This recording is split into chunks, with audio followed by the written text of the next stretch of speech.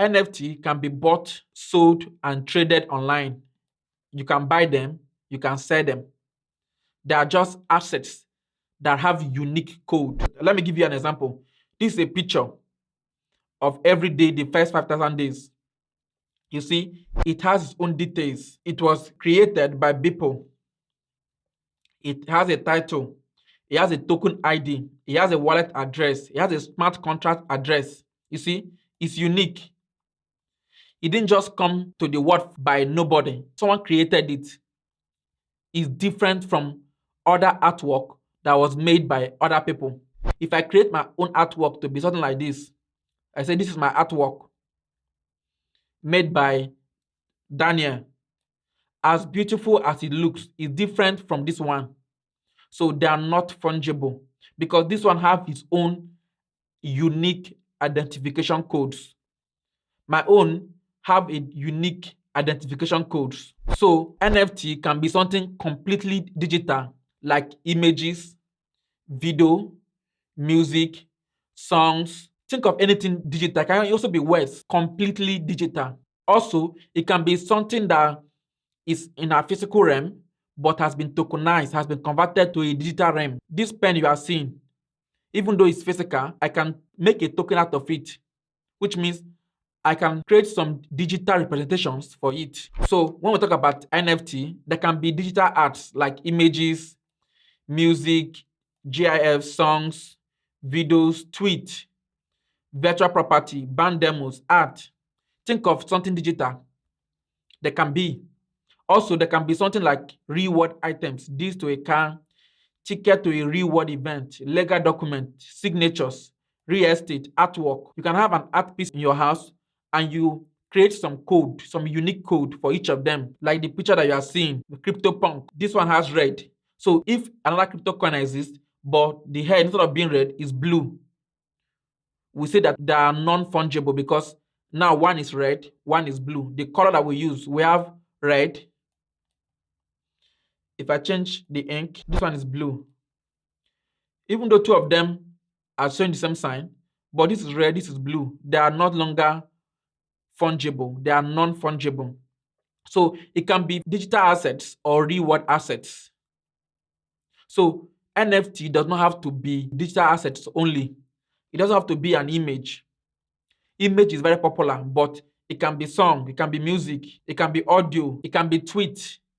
Anything digital can technically be an NFT. Anything digital, anything that's digital can be an NFT. Anything physical that's unique can be an NFT. A piece of land in California is different from a piece of land in New York. So a piece of land in California can have its own unique code, which is different from a piece of land in California. So how do we manage this uniqueness? How do we trace the uniqueness of each object? We use blockchain. Blockchain is used to manage the ownership. So in the blockchain, I will record this pen to be black and I will record this pen to be blue. And forever and ever, this black pen is different from this blue pen. If I write it down on my laptop, if I'm sleeping, someone can come and change it. So I would rather use a blockchain that cannot be altered. When we talk of a blockchain, it means a platform that cannot be altered, that cannot be changed. So if you write something on a blockchain, it will remain there forever. It cannot be deleted. So that's why we use it to manage non-fungible tokens, because we don't want the uniqueness to disappear. So when we talk about non-fungible tokens, we're talking about unique identification codes and metadata that distinguish one token from each other. So you have an address for this black pen. You have an address for this blue pen. You have codes that I've shown you before that are different from each other. This code you are seeing, token ID, wallet address, smart contract address, is for this artwork. There's no other artwork in history that we ever have this unique ID. Each ID is different. So this is what we mean by metadata. The address. Can you see this thing that's in red you are seeing here? For this particular artwork called Everyday. is different from any other artwork in history. There will never be a time that someone will have the same address. The address must be different, must be different. That's what makes each artwork unique. So each artwork has an owner, and this information is easily verifiable. You can prove that you are the owner if you are the owner of an artwork, because only you have the unique address, only you have the distinct address. And I've showed you an example of an address, these details. No other artwork have it, even though the artwork is created by the same person. One of these items will change. Instead of being 40913, it will be 40914. And 3 and 4 are different. 4 and 5 are different. So as long as we are alive on earth, as long as life exists, there's no other artwork that will have the same address, identification codes, and metadata like this one. So each work has a creator. This work you are seeing, someone made it. This one that you are seeing, someone created it. This one, someone created it. What you are seeing here is just a copy, but someone made the original version of it. And even though I can copy the work, I cannot copy or duplicate the original address. This address is constant for life.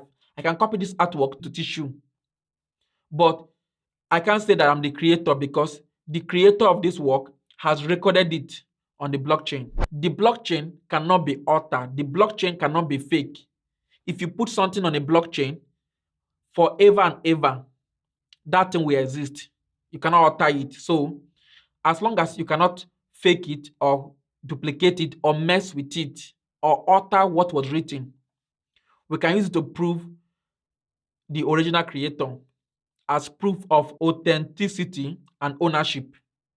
And that is what we use NFT for, to prove you are the unique owner. It's easy for me to say that since I can copy this thing, that I'm the creator. So that's why the creator has to record it on the blockchain. And once you record on the blockchain as the creator, I will never be able to say that it's my own because it does not have my codes. It doesn't have my wallet address, my identification codes.